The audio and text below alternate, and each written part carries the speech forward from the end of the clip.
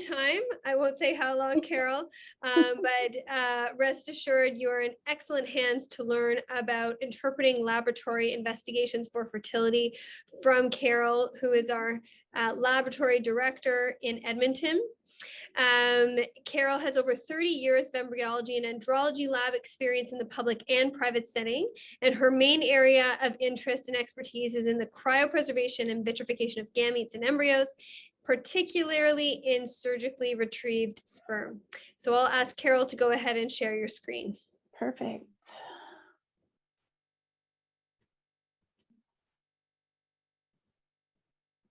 Oh, that was from my last visit to Vancouver, making me feel homesick here. Sorry about that. Okay, so all of this talk about the patients in general, I want to get down to the nitty-gritty of the gametes that we're looking at once we have done all these other investigations. So thank you for staying till close to the bitter end to hear what I have to say. First, our objectives, I'm going to look at the male gamete and what we look at and test for on that, then the female gamete, and then the gametes together, because sometimes the testing itself doesn't give us a good idea of what's going on with the gametes until they get them together and see how they can perform together. And then sometimes even then, we don't know if there's something malfunctioning until we look at the growth of the embryo in the lab. And then even after that, we have options for testing the embryo, because even if they can grow well, they may have genetic issues. And then I'm going to cover a couple of other things that we do to support fertility preservation and or treatments for patients who we find issues with the gametes. So first, we're going to look at the male gamete. And Dr. Bach did speak a lot to the male side of things earlier, but I'll give you the lab inside view of it right now. This is part of our andrology lab at PCRM Edmonton, just one of our stations.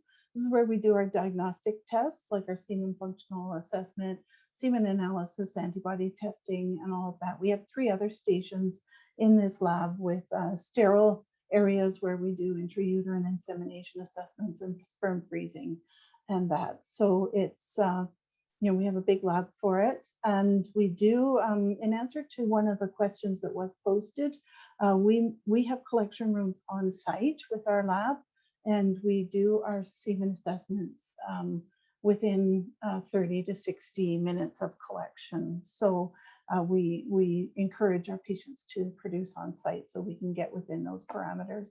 We are accredited by the Alberta College of Physicians and Surgeons through their diagnostic accreditation program. So it shows that we've met certain standards and proficiency testing. So the first question is, why do we want to look at the semen sample? As we all know from earlier today, there might be a male factor. We assess all of our results against the current WHO 5th edition laboratory manual, which currently identifies sperm concentration over 15 million per mil, motility over 40%, and morphology over 4% normal as the lower limits for what's acceptable, what they consider. And in reference to Dr. Bach's talk, this would just appeared on Facebook yesterday. So in spite of all the literature now, it's on Facebook now, so it is real. And we will show you some of the ways that we can determine how we know that concentration and motility and that is dropping. And that's through very controlled measurements. And these are worldwide controlled, through WHO and proficiency testing standards that we use. I'm going to show you a look at the male gamete that we're looking at. So I can give you a kind of a meiosis view and a physiological view of what we're looking at. So with sperm, we have 1 germ cell, which can generate 4 sperm cells for us. And the picture on the right is actually inside the lumen of the tubule. And the sperm that we want to see are these ones down here that have been released into the lumen. These ones up here, you'll see here some of these, they are genetically ready to inseminate eggs, but they do have a lot of cytoplasm left around them still. And sometimes the egg has a difficulty in recognizing these sperm that have a lot of cytoplasm on them because it's not the mature membrane around the head that these ones have. But this just bringing you back to your meiosis days so you can see where these sperm are coming from and the ones we're actually using. So we have calibrated methods for determining our concentration and motility. We use grids that are precision calibrated to count these, and the motility is a proportion of ones that are moving versus ones that aren't moving. And the grid provides us with a factor that we can multiply by in order to determine the concentration. And we have test samples every day that we use as quality controls to make sure anybody who's reading this is reading consistently. We also do a morphology assessment. I know Dr. Roberts was mentioning that he generally ignores it because everybody has poor morphology. But for us in the lab, if there are specific overwhelming morphologies in a particular sample, we usually make note of it, and sometimes that will affect fertility. For instance, if the entire sample is filled with fellows or girls that look like this, even if they're alive, they're not swimming anywhere. So if we have these incredible tail defects, we know that a patient is not going to be getting pregnant naturally because the sperm won't be able to swim anywhere. And you can just see from this picture that not all sperm are created equally, but they may still be able to function. Oops.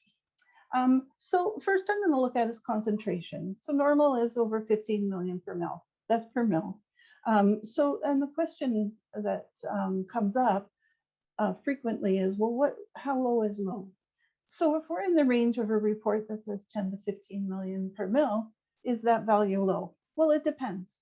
What's the volume of the sample? So if you have a very high volume of that sample, and you have 11 million per mil concentration, you're going to have a lot of sperm in that sample.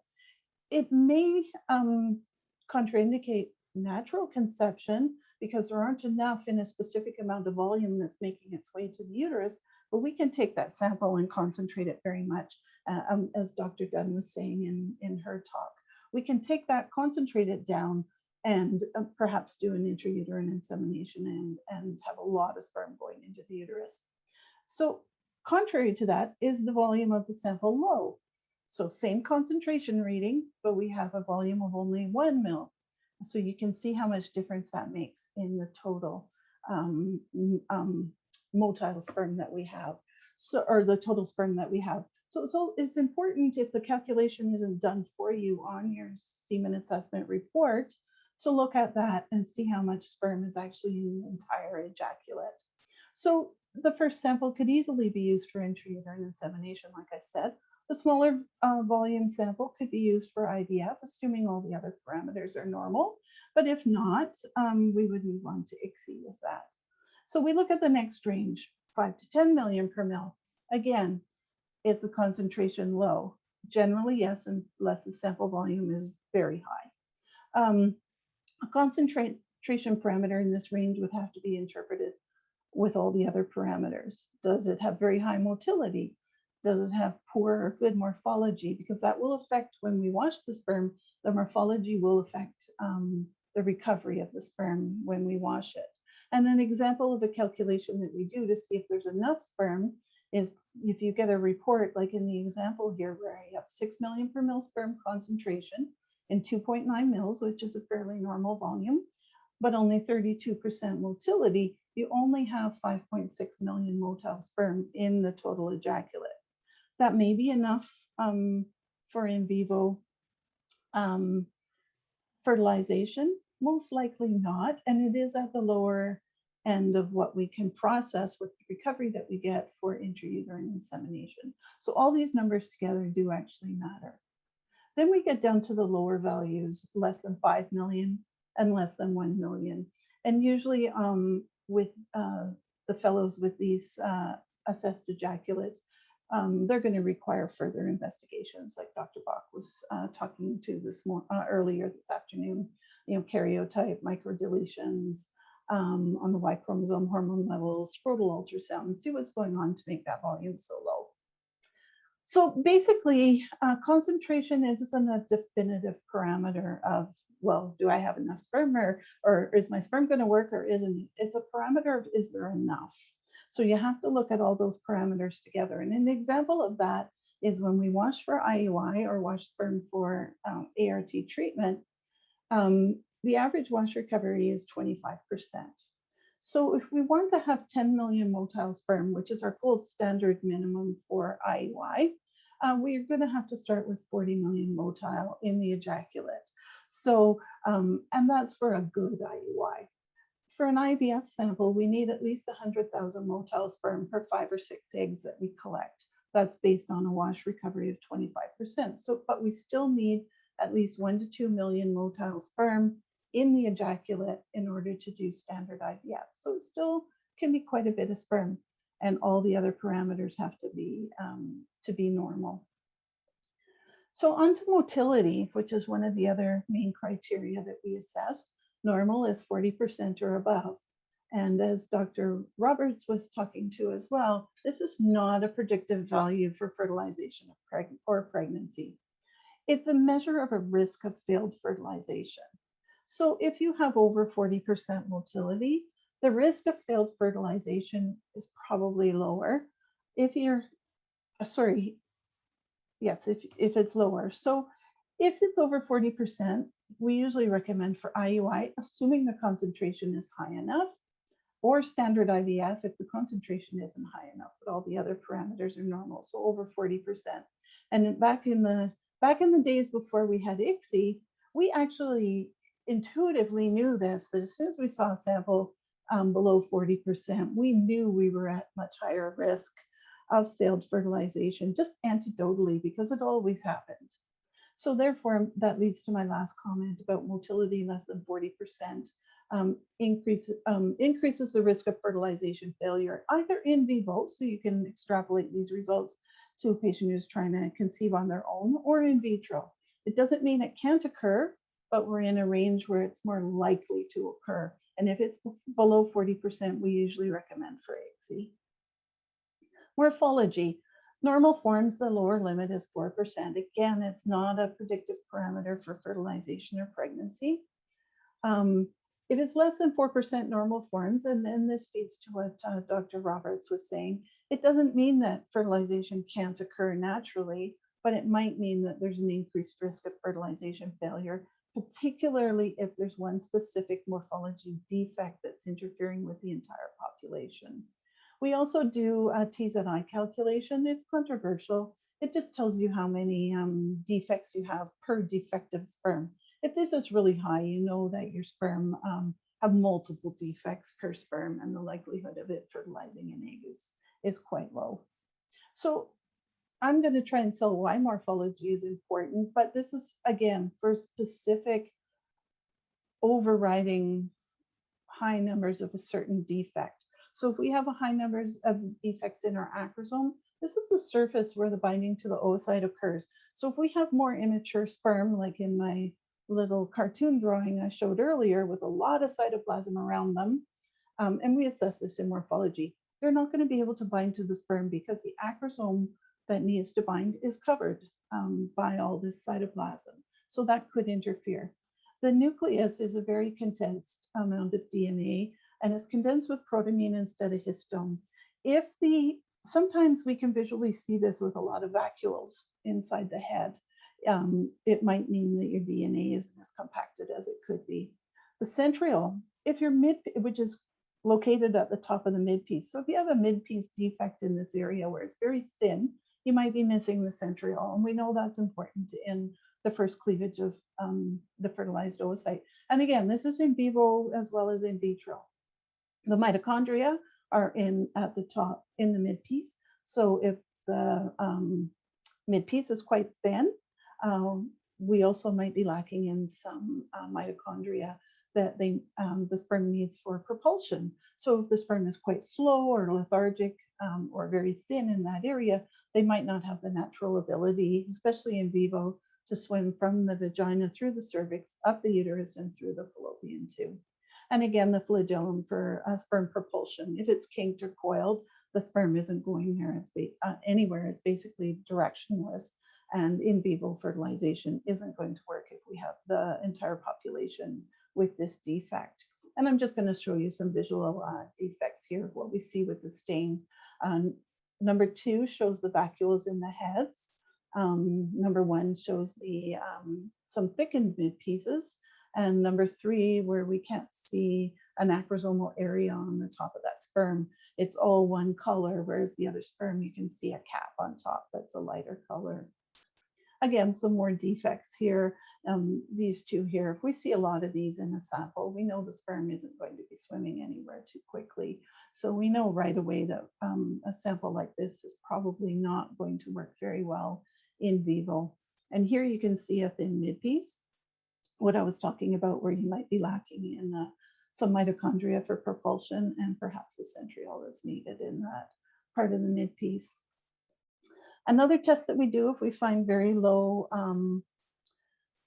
motility in a sample is we will perform a viability test. If a sperm is viable, the membrane will exclude the dye that we expose it to. So you can see in this picture, there's some pink sperm. They didn't exclude the dye, so that means they're non-viable. The white sperm did exclude the dye, so they are viable. But you'll notice a couple of these sperm have very coiled tails on them. So even though they're viable, they're not going to go anywhere very well. And this one here is coiled. So a lot of these have coiled tails. So this is a perfect example of a sample where the live sperm, for the most part, had defective tails. So we know that even though they're alive, they probably can't swim properly. The other thing that I've found, and I have treated cases like this in my career, a sample is completely non-motile, good concentration. We do viability testing and we find that the majority of them are viable, and that usually occurs in cases of Cartaginer syndrome or any other ciliary dyskinesia. So, and these patients do quite well once we find this out, and we have other tests we can do while we're doing ICSI to find the viable ones, and good success for pregnancy. It's just doing a viability test to know that there's viable sperm there. So even if you get 0% motility back on their report, unless they've also done a viability staining as well, it doesn't complete the entire picture of whether that patient is totally infertile or not. So let's look at the female gamete. I just did a cartoon here again, so you can see most of you are probably more used to the pictures of the follicular genesis on the right, whereas we're interested in the meiotic events that are going on in the egg during its development, and once we retrieve it from the ovary and get it into the lab. And contrary to the sperm, one germ cell doesn't produce 4 oocytes. We get 1 oocyte, and the extra chromosomes are dealt with in the polar body extrusion at fertilization. The last bit of genetic material is extruded. So oocytes are very difficult to test. We can't visualize them because they're inaccessible. You can do some indirect testing and screening, to which there have been very elaborate explanations previously, so I won't go into them, so we can get some kind of idea of whether we can get eggs from the patient. But only with IVF and ICSI can we get a good look at this gamete. So unfortunately, in some cases, we might actually be, the cycle might not only be treatment, but it's diagnostic as well. On the left, you see the oocyte with the corona cumulus mass as soon as it comes out of the ovary. And on the right, you see the egg once those cells have been removed enzymatically.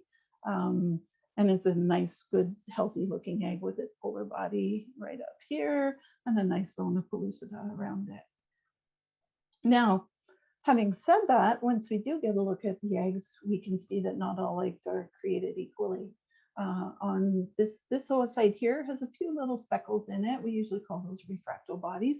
Some lipid accumulation. At this level, it's not very worrisome, but if the oocyte is completely full of it, it's a bit worrisome, and we wonder why there's so much lipid accumulation in that oocyte. We get things like this, like vacuoles. Vacuoles are usually produced when a cell has to get rid of an overaccumulation of something, or there's something within the egg it doesn't like, and they'll vacuolize things to keep them away. You'll also notice the consistency of this oocyte isn't even. We also get structures like this. This is a smooth endoplasmic reticulum. You shouldn't be able to see that when you're visualizing the egg. So another sign that things might not be normal. And then you get eggs like this that are completely vacuolated and pitted. And we don't usually expect too much out of these oocytes, but they're giving us hints that there's something wrong with them, and they may or may not grow properly in culture. Again, some more pictures. Picture B here, some bunch of nice healthy oocytes. So you can see in comparison some of the poor morphologies that we deal with in the lab. This one has extruded too much cellular material into the polar body, and then consequently might be lacking in the body of the egg itself for further development. This one is pretty much degenerated. These ones here are interesting because you can see the size of this one is quite large compared to the other, and these are genetically abnormal. Something's gone wrong with meiosis, and it hasn't extruded enough of the genetic material and the cell material to reduce the size. We do find normally they're abnormal and they don't fertilize normally as well. So even though, you know, we get sperm that looks good and we have eggs that look good, we still don't know sometimes whether we're okay or not. And we can't test the egg population as you can with sperm because we only have a finite number of cells, and any testing would destroy the very oocytes that the patient wants to keep for use. So what we can do sometimes is watch the embryo grow and decide whether those gametes together can make a good embryo that might be capable of implantation. So the one I'm going to run for you now is normal oocyte development. Now that each egg has accumulated enough messenger RNA, protein, and everything up until day 3, which is about the 6 to 8 cell stage, to help it grow and divide. Once it reaches day 3, it must act on its own genome, so the sperm and egg DNA together, to form this blastocyst here. And you'll see in the next video that I'm going to run how that doesn't work. You can see the nuclei, one from the sperm, one from the egg, forming there. Everything looks fine so far because it's pre-programmed development up to day 3. It's pre-programmed into the oocyte while it was developing in the ovary. But when the embryonic genome turns on day 3, something horrifically wrong is happening here. So we know that something happened at the time that this embryo was developing, that the sperm and the egg DNA together just was not functioning properly. And these are usually the embryos that we let the patients know that we can't continue in culture or they're not transferable. So how do we collect these oocytes, good or bad? Because sometimes we have to deal with the gametes that we get, even if we know the sperm isn't good. And Dr. Dunn had referred to this before. We wash the sperm sample, we can highly concentrate it. This process of density gradient centrifugation will eliminate out a lot of the other cells, the seminal plasma, some of the very poor morphology sperm, and concentrate some of our highly motile ones into a smaller amount of volume. And that way we can use it for our various treatments. And hopefully with enough sperm there that we can do intrauterine insemination or IVF. The other option, like Dr. Bach was explaining earlier, was testicular extraction. And sometimes we get a few sperm that look like that. And sometimes we get sperm that look like this one right here that's barely twitching. But because of that twitching, we know it's alive. And we pick these out with very specialized needles to capture them and use them for ICSI. So this is the inside of our lab, our embryo lab. So a lot of big sophisticated equipment to handle these tiny little gametes. This is the oocyte collection. So we get the tubes from the procedure room with the follicular fluid, and we isolate the oocytes from this dish right here when we receive it. I will show the full procedure of that. This, however, is standard IVF. You can see the sperm swimming in the background there. So basically what those sperm are doing, they're using the hyaluronidase in the head of the sperm. Again, why we have to have the acrosome exposed, so the hyaluronidase can do its job of digesting that. I'll go back again. There's hyaluronic acid matrix holding this cumulus cloud of cells together, and those sperm will digest through that so they can get to the egg and ultimately fertilize the egg. So if there's a problem in the structure of the hyaluronic acid, the cumulus corona, that may be oocyte in origin, the sperm won't be able to get through. If there's a problem with the sperm, with its ability to swim or its acrosomal area or the hyaluronidase, it won't be able to fertilize this egg normally. So we would then have to turn to ICSI. So this is our rig for doing ICSI. We put tiny little micromanipulation needles on there, and we have the egg and sperm on the platform, and we inject the sperm right into the egg. I won't show the video because Dr. Dunn did show it before. So ultimately, even if everything looks good, the other testing we can do in our fertility treatment testing in the lab is for aneuploidies. They've been well described earlier this afternoon as well, but non-disjunctions, and they can occur at meiosis 1 or meiosis 2, and the severity of the disjunctions depend on what stage of meiosis that occurs in. It can also occur in mitosis once the embryo has fertilized and starts to grow on its own. So that's another source of genetic abnormality within the embryo. Translocations as well, Robertsonian translocations and reciprocal translocations. Polymorphisms, we can test for polymorphisms as well within the genetic code of the embryo. And how we do this, we take a biopsy of a nice healthy blastocyst. So this blastocyst looks perfectly normal. It had beautiful gametes that we tested in the lab, and they look beautiful. They made a gorgeous embryo. We use a laser, this pipette, to pull part of the cells that have herniated over here, and we cut them with a laser. So we get a tiny, tiny sample of that embryo. And hopefully shortly they'll get that cut off with the laser there. And you'll see it go into the pipette once it's cut. And this embryo will heal itself after this. A nice healthy embryo usually always heals itself. After removing these cells, we put it back in culture, and then we freeze the embryo and we send those cells off for genetic testing. And the report that we get back is like this on the right. So on this case, we tested 3 embryos, and one of them came back normal, and the other 2 came back with aneuploidies.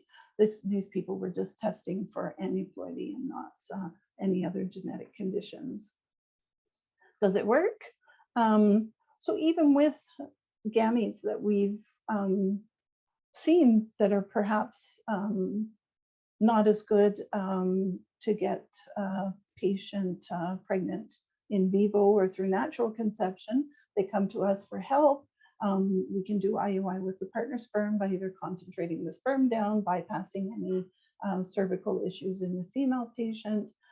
Usually we can get about a 10 to 12% pregnancy rate per cycle, very low invasiveness, low cost.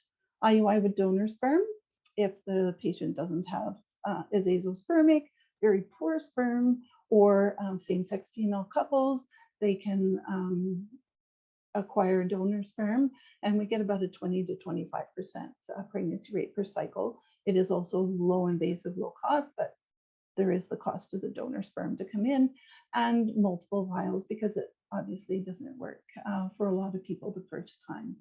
Once we move on to the more sophisticated ones where the gametes need a lot more help, we have the cumulative rates for IVF and IDF with ICSI. This is for all the embryos generated in the cycle. It's not just per one transfer from that cycle.